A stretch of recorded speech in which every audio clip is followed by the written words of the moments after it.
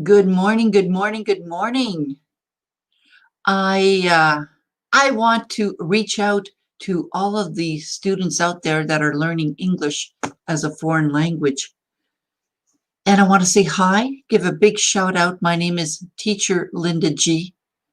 I'm also known as your Back in the Groove Again coach because I offer coaching and I do teach my students English as a foreign language. I received a message today from one of my students, and this was on through Messenger. So I want to be able to respond to this message to her, but also to you, because I know this is a very common concern that a lot of the students who are studying a new language have. So it says, "Dear Linda, how are you? I really need your help. I lost all my concentration on English. I can't speak. I can't write correct sentences. But the important thing is that I can't listen to anything. When I try to listen, I always think of different things and I feel very distant to the subject. Last year, I was much better than that. How can I encourage myself? At the same time, I don't feel confident at all. I always think I'm making mistakes. I need your advice very much. I'm very troubled about both English and self-confidence. I can't learn anything on this platform anymore. It's like my membership is wasted." Well, first of all, I want to say thank you for reaching out. There's so many things that I want to say. So I'm going to take it on different paragraphs. First of all, I want to make a comment on what you've written and how you've written it. I was able to understand everything you said. You've written it with very simple sentences, yet very grammatically correct sentences. You added perfect punctuation when you needed to. Now, I don't know if you use spell check or not, or if you used translate or not. And I'm going to say it doesn't matter, right? It doesn't matter because when we want to communicate a message in writing, we will, and whether it's, in English or any language, we want to make sure that it's written properly and we want to make sure that the translation is correct. Now, I'll give you one example for me. And, I'm French. Well, I'm French. I'm Canadian French, French Canadian. And of course, I'm very fluent in English. When I want to write a French email, I don't use the translate, although sometimes I do, because I want to make sure that what I'm thinking in English is translated well in French. So I will check a translate, but I will also do a grammar check because I want to make sure that when I'm sending a message, a written message, that it's done correctly. Your message is very well written. So that's one good thing that I want to talk about, that I want to mention to you. Now, here you say, when I try to listen, I always think of different things and I feel very distant to the subject. Because I'm also a coach, I'm reading this and I'm thinking of a couple of things. I'm wondering if this thinking of different things is only in English, or if you see this in different parts of your life, different aspects of your life. For example, if you're trying to listen when you're at a meeting, you're at work, you're trying to listen and you can't because you're thinking of other things, which is quite possible. So I am curious about that. And if it's because you're thinking of different things and you feel distant from the subject, it's probably because you are distant from the subject. When we are preoccupied with things, and why do we get preoccupied with things? Well, sometimes it's stress, and a lot of times it's stress. Sometimes it's stress as a result of overwhelm. We are taking on too much. Worries, concerns are all causes of stress. You know, if we have problems with our family members or concerns with our family members, we won't be able to concentrate on what we're doing. And that is going to have an impact on, now I'll stick to English. This is going to have an impact on our ability to think, to write in English, to listen in English, to speak in English. You know, when you're learning a new language, it requires a very clear mind. It requires an attention on that particular subject. And if we're preoccupied with things, we don't have a clear mind. And that is the same when we're preoccupied with anything in general. For example, a few years ago when I was really, really stressed out at work and at home, I had such difficulties being in the moment, meaning concentrating on what was happening in the moment. I was preoccupied. So, you know, add another element of learning another language. If I'm already preoccupied, my mind won't be clear enough to think, to write in English, to speak in English, to listen in English. It won't be. So we need to practice relaxation skills. We need to relax. And you know, I'm speaking to a particular student right now. We've talked about mindfulness meditation before. So you know who I'm talking to right now when I'm saying that. I'm going to suggest practicing meditation, because meditation does help to clear your mind. So I hope that helps you with that part. Now here is, how can I encourage myself? At the same time, I don't feel confident at all. I always think I'm making mistakes. Now again, here I'm wondering, is this only in English, or do you think you make mistakes in other areas of your life? Which is possible too, right? Now, so let's just talk about, I think I make mistakes in English. You might make mistakes. When we're learning a new language, we will make mistakes. There's no doubt about it. And learning a language involves making mistakes. And I know that some mistakes might seem simple and silly, but up until our brain starts thinking naturally in that language, we will make mistakes. And by correcting those mistakes and by continuing, our brain eventually develops these neural paths that enables us to think quicker in English and know right away the right phrase that we want to use, for example.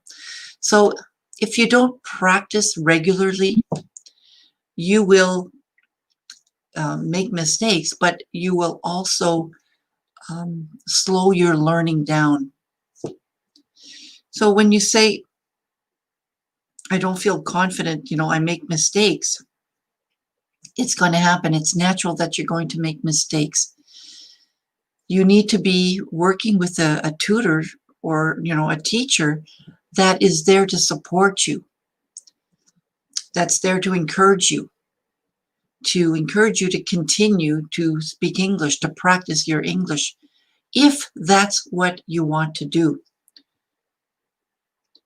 So here it says, I don't feel confident at all. Again, I'm going to ask you, is confidence, or lack of confidence, I should say, something that you see in other areas of your life? You know, when we're tired, when we're preoccupied, when we're stressed, we don't always feel good about ourselves. We don't feel good about who we are. So it's easy to get discouraged and to lose confidence. So I'm going to encourage you in this case now to write or to think or to say out loud, I am a great person. Now, you might have to think of your own words. I am an awesome mom, and I know you are. I'm a great wife. I love cooking. So thinking of phrases, affirmations that are true, but that you might not feel as being true, right? Maybe you don't always feel that you're a great mother, but you know here that you're a great mother, for example. So I want you to start, you can write them down, write down positive affirmations and saying it out loud. You could say it in front of a mirror. You could practice with a tutor. And I know this is challenging to tell somebody that you are a great mother, but I will encourage you to find a trusted tutor or teacher or friend that you could affirm yourself. We need to be validated, and sometimes we need to hear from somebody else, yes, you are an awesome person. Yes, you are an awesome mother. You are so good with your son. You're always planning great parties and surprises for your son. So when you're going to be practicing these affirmations, make sure that the person that you are talking to validates what you're saying. Says, yes, you are an awesome cook. I just love the way that you cook this meal. So the person that you're talking to will respond or should respond in a way that confirms what you're saying. And then you're going to notice that you start feeling better. You start feeling confident. So that's a tip for that. I talked about mistakes. Mistakes are going to happen. And I gave you some suggestions on how you can improve your mistakes. It's by practicing. It's really by practicing. And sometimes we need to take a break, just the last part of your platform. I can't learn anything on this platform anymore. It's like my membership's wasted. Well, there's a couple of things here I want to say. When we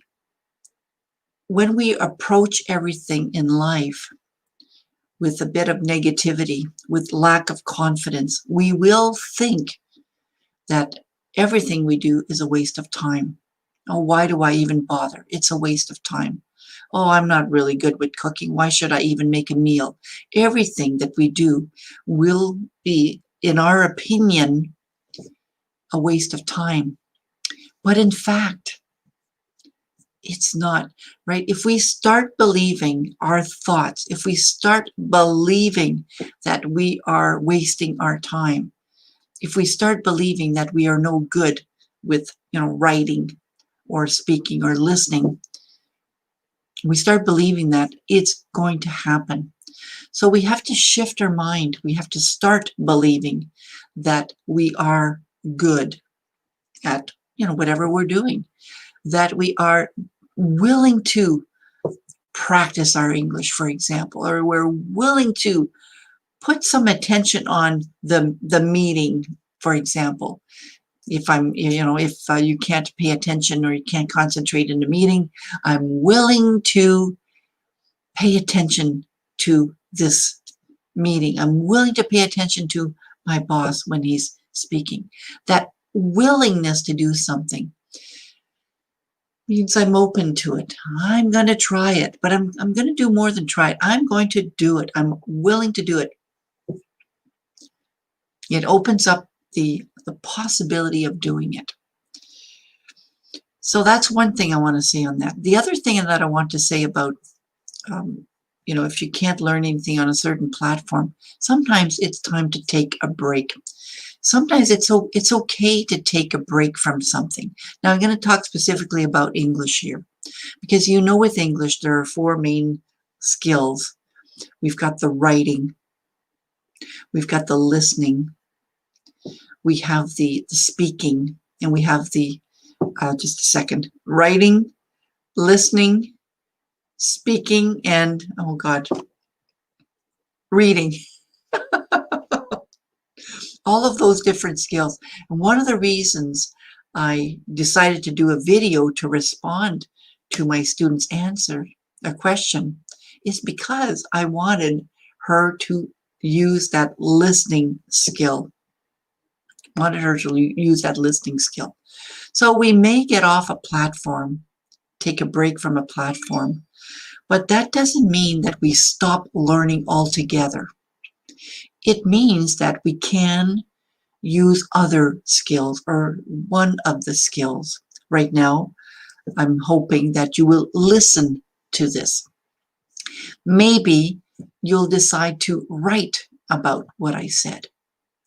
Maybe you'll want to read about motivation or read about how to boost your confidence. Maybe you'll want to talk about it too. So you see, you can take a break from a platform if you want, if you choose to. But that doesn't mean that you could take a break from learning or continuing with the different skills that you're learning in English. So you might want to choose one of those skills and practice that skill. The other thing and the final thing that I'm going to say is I want you to think of, and this is for my student, but this is for everybody else, right? I'm hoping that this live is helpful to everyone who's listening. I want you to think of your big why. Why am I doing this? Why am I learning English? Why do I want to learn English? Now, I'll give you the example of Spanish for me. And before I talk about Spanish, I'll talk about the why do I want to learn and to what extent do I need to learn it? Right? How much do I need to learn, really? So, why do I want to learn? I'll talk about why I want to learn Spanish. Because I've gone to Mexico, because I've gone to Costa Rica, and I was in Spain, but just a short time, but I was in Costa Rica for 3 weeks and in Mexico for 2 weeks. Because of that, I want to learn to communicate with the local people. I want to be able to say, hola, ¿cómo está? Un café, por favor. Un sopa, por favor. I want to say certain things in Spanish. Now, I have to admit that the why I want to learn is because I want to be able to speak with locals. And I know that I will be able to improve my Spanish by speaking with locals. I know that. I know that I could learn to read, and I could read. And when I read, I understand more or less what I'm reading. And same thing when I'm listening. Sometimes I have to slow the audio down to understand it, but I'm learning to listen better. Can I write? No. Do I want to write? No. I don't want to write in Spanish. And to be honest, I have a Spanish-speaking person in one of my in my Facebook group. She always writes in Spanish because she's from, I think she's from Mexico. She always writes in Spanish, and I always respond in Spanish, but I use the translator every time. Now, when she writes in Spanish, I use a translator, and the translator isn't always accurate. So I don't necessarily want to learn to write in Spanish, but I'll use a translator and use that. So when it comes to Spanish for me, and I'm hoping that you're able to understand what I mean by this, I will not apply for a job and use Spanish. I won't do that. I won't ever apply for a job where I'll have to speak Spanish. So I don't need to learn that much Spanish. I won't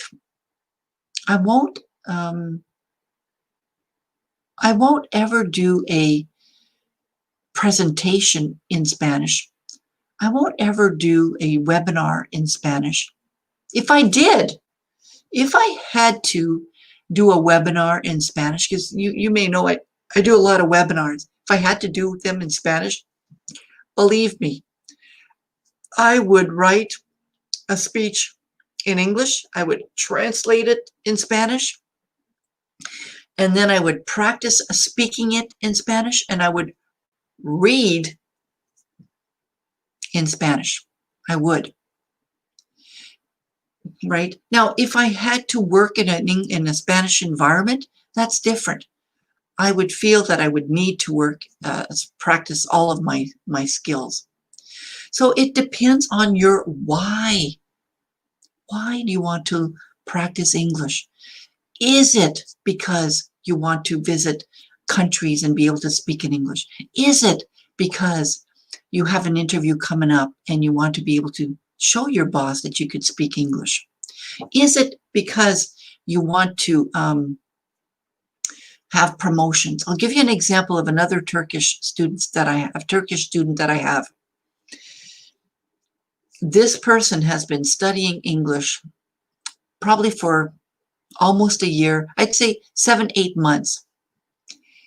And he had stopped for a while, and then we started practicing again.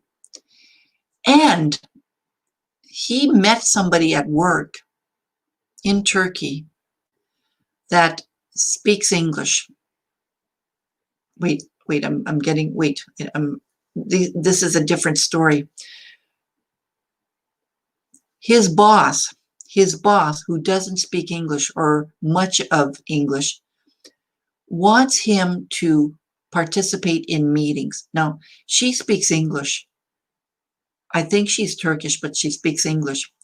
And she asked him to participate in a meeting. And he responded to her question in English. He responded in English. And she complimented him on his English. She told him that he was good enough to represent the team at this meeting. Now that boosted his confidence, right? So now he wants to continue practicing English, and he's practicing a lot.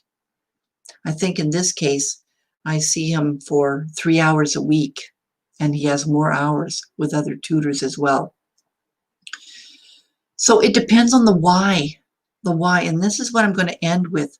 What is your why? And to what extent do you need to improve your English? Do you need to be fluent? Or is this a want to be fluent? And is it realistic to be fluent? Or do you simply want to be able to communicate with some locals when you travel? Okay, so your skill level will depend on the whys you're using it, the why you are using English, and the why you want to learn English. All right?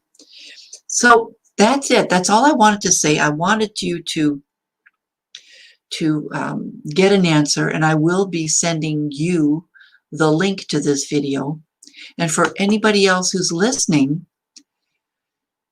add your comments, right? Add your comments. I will respond to your comments. If this was useful to you, like the video, share the video, and add your comments. I will respond to them.